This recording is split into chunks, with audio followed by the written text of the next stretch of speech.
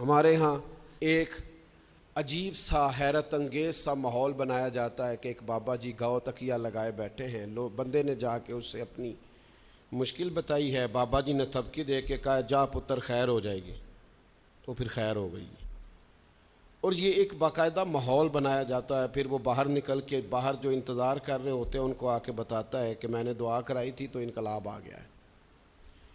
یہ تصور نہیں ہے، یہ تصور کمزور ہے۔ رب کے بندے کا تصور یہ ہوتا ہے کہ وہ سحری میں اٹھ کے نا اپنے رب سے جڑ جاتا ہے، وہ اپنے مالک کے حضور اپنی عاجزی کو پیش کرتا ہے، وہ کبھی بھی کسی بھی خوش فہمی کا شکار نہیں ہوتا۔ جتنا اونچا ہوتا جاتا ہے اس کا مقام، اس کی طبیعت میں اتنی عاجزی پیدا ہوتی جاتی ہے۔